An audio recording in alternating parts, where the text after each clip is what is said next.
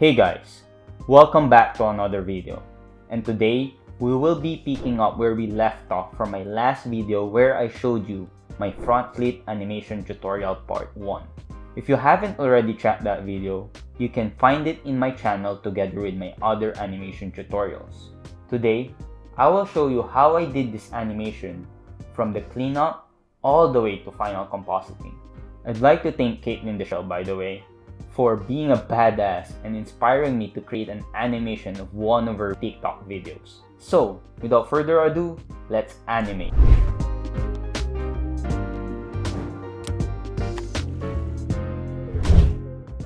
When I do my cleanup process, it always seems like a very daunting task at the start.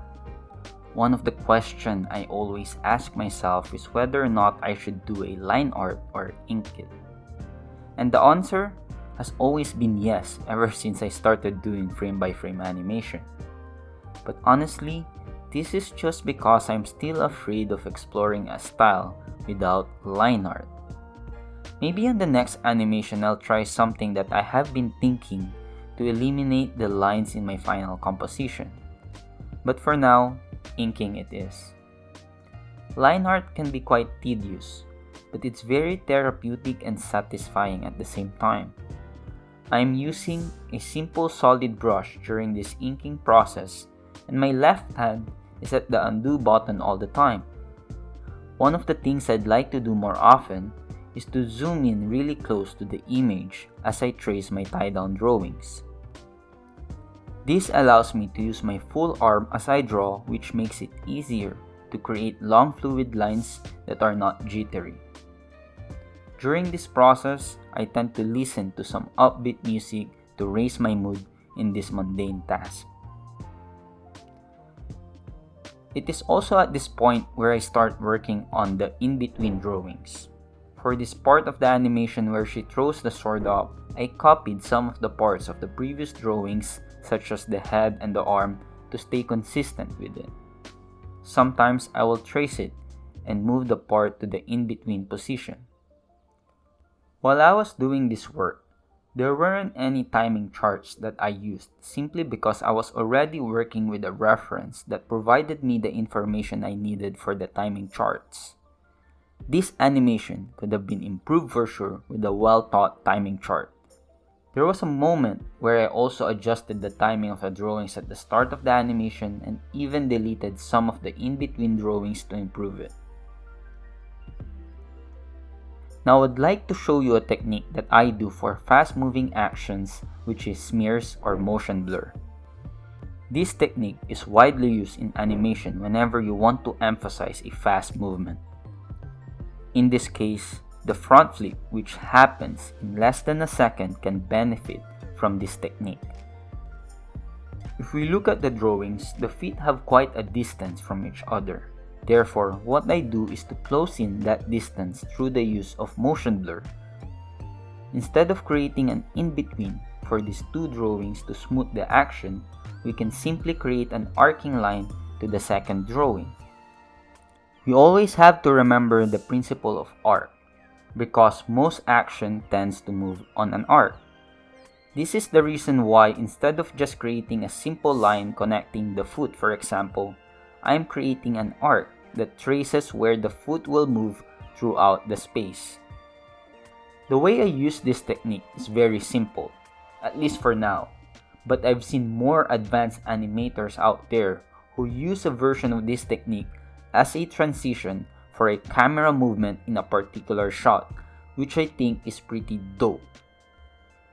I've also used this technique to emphasize the sword movement after the flip, which adds to the flair of the shot. Now I'd like to show you two versions of this animation where one doesn't have a motion blur and the other has. Which one do you think is better? Let me know in the comments below. As we move along in the cleanup process, I've also done some hair animations after the flip. I've copied everything except the hair and scaled up the character as I create that zoom effect. When I did the hair animation, I was simply working on a free-flowing action that I see in the reference video I am using.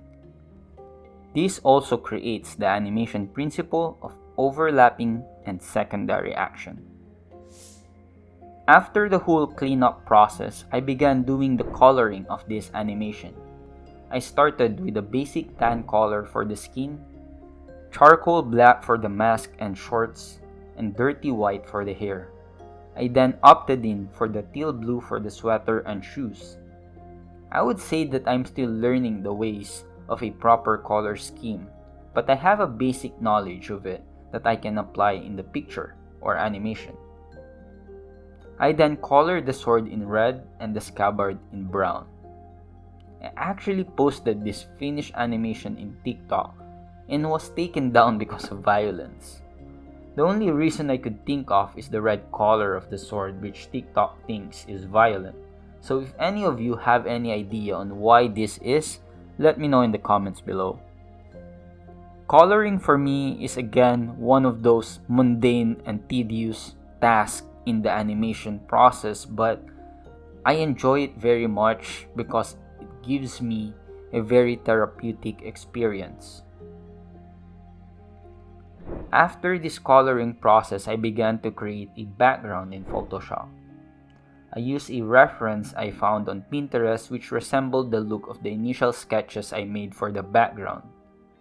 I then kept in mind the color of what I wanted, which is pale pink that matches the Japanese vibe I'm thinking. Again, I'm still learning a lot about animation, from drawing and coloring to background and compositing. This whole part 2 video of me working on this particular animation was me breaking through my comfort zone in terms of my own creativity. After coloring the background, I imported it in Toon Boom Harmony and created a peg, which then I used to animate it.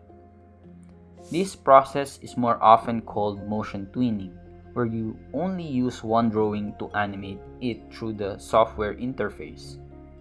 I simply changed the position, rotation, and scale of the drawing to match the initial animation I did for the background. I also created another layer for the shadow of my character. After a couple of adjustments to the color and changing it from flat to gradient, I was quite happy with how it looked. I then added the video reference shot to create this looping animation of Caitlyn the Shell being a badass and transitioning in to my animation. If you enjoyed that video, you can find more of it in my channel, and all I ask is for you to hit the like button and maybe subscribe if you want to learn more about art and animation. In my channel, I show 2 videos a week about me and my thoughts on everything that I'm learning in art and animation. On the next video, I'll be showing you how I do my background for the animation film that I'm currently working on, and I'll show you a tip on how to create perspective in Photoshop. Once again, thank you for watching, and as always, keep on creating so you can make this world more beautiful with your imagination. See you on the next video.